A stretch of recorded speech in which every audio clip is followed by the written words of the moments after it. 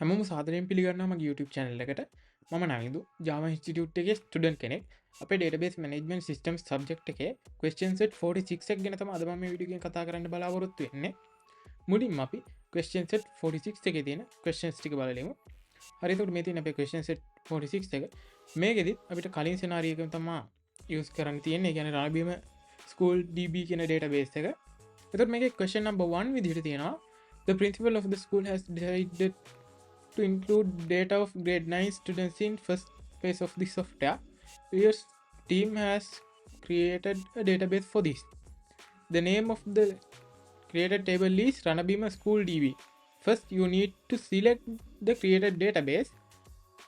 Create a DDL query for that. Again, database එක select කරගන්න query එකක් හදන්න කියලා තමයි තියෙන්නේ. හරි, අපි දැන් මේක කරගන්න අපේ Navigator එකේ query එකක් open කරගමු.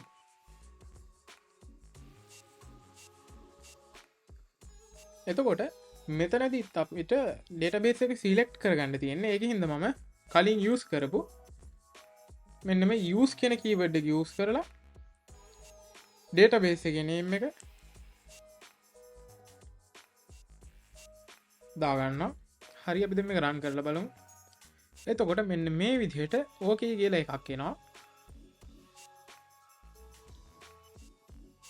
හරි, මේක තමයි අපේ first question එකට answer එක. ඊට පස්සේ මෙතන second question එකේ දීලා තියෙන්නේ use DDL query when entering data. يعني මෙතන student table එකට data enter කරගන්න තමයි තියෙන්නේ මේ අදාළ විදිහට. හරි, අපි දැන් ඒකත් enter කරගමු.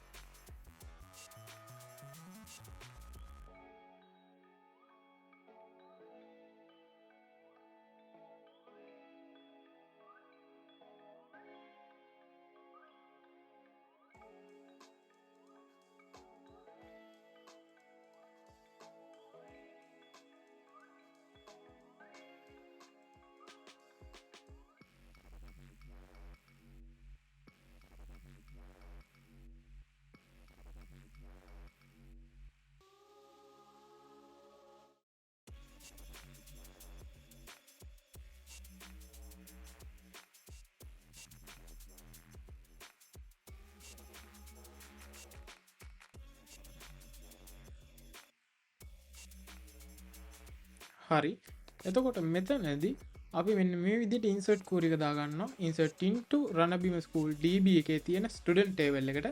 ඊට පස්සේ අපිට මෙතන specified columns දාගන්න වෙනවා. මොකද අපේ ID එක එහෙම නැත්නම් student ID කියන එක auto increment දාගත්තා අපි. ඒක හින්දා එතකොට මෙතනදී first name, last name, gender, contact no, class කියන columns ටිකට මෙන්න මෙතන දීලා තියෙන values ටික PD වලට add වෙනවා. insert වෙනවා එහෙම නැත්තම්. හරි, අපි දැන් මේ විදිහටම අනිත් queries ටිකත් හදාගමු.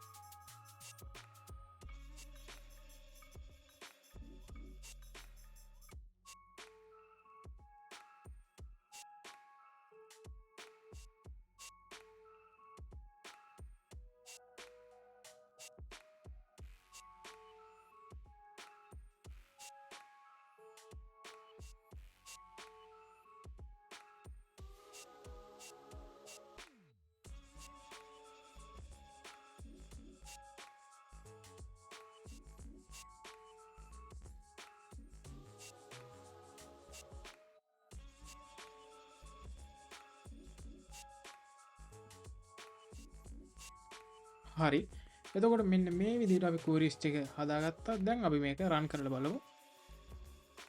හරි, එතකොට මෙන්න මේ විදිහට අපේ queries ටික පිළිවෙලට affected one rows කියලා මෙහෙම message එකක් එනවා.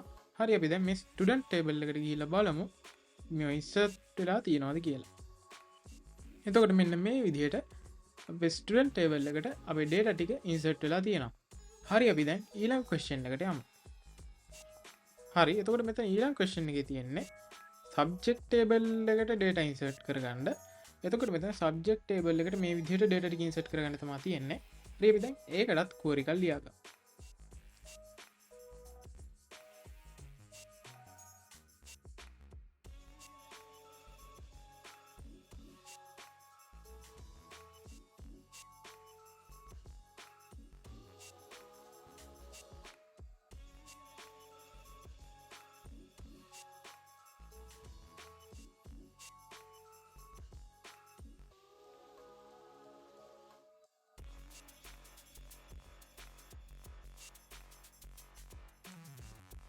හරි අපි මෙතනදි කලින් විදිහටම insert query එකම තමයි හදාගත්තේ. එතකොට මෙතන රණබිම school db කියන database එකේ තියෙන subject table එකට තමයි මේක insert කරගන්න ඕනේ. මේකේ subject name එකට තමයි අපි value එක insert කරගන්න ඕනේ. මොකද subject id කියන auto increment දාලා තියෙන නිසා. හරි අපි දැන් මේක run කරලා බලමු. හරි එතකොට මෙන්න මේ විදිහට affected rows 1 කියලා එනවා. ඒ කියන්නේ මේක success වෙලා තියෙන්නේ. හරි අපි දැන් බලමු මේ subject table එක. එතකොට මෙන්න මේ විදිහට subject table එකේ අපේ subject names ටික insert වෙලා තියෙනවා හරියට. ඊළඟට අපි බලමු ඊළඟ question එක. හරි ඊළඟ question එකේදී තියෙන්නේ අපිට teacher table එකට data ටික insert කරගන්න. හරි අපි දැන් ඒකත් කරගමු.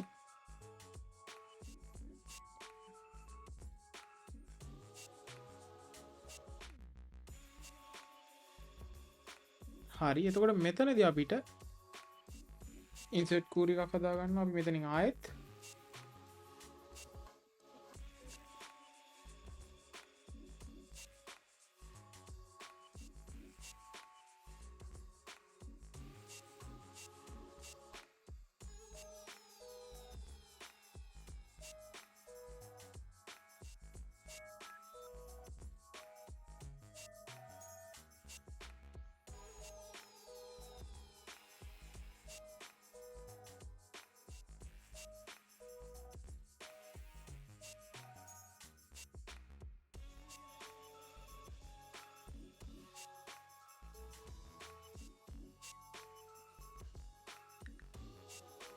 හරි අපි මෙතනදී එතකොට insert query එකක් හදා ගන්නවා.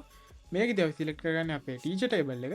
එතකොට මෙතන අපිට අවශ්‍ය columns ටික මේ විදිහට දාගන්න. මොකද teacher id කියන එක auto increment නිසා. එතකොට මෙතන values විදිහට අපි දා ගන්නවා. අපි අදාළ values ටික මෙන්න මේ විදිහට. හරි අපි දැන් මේ විදිහටම ඊළඟ queries ටිකත් හදාගමු.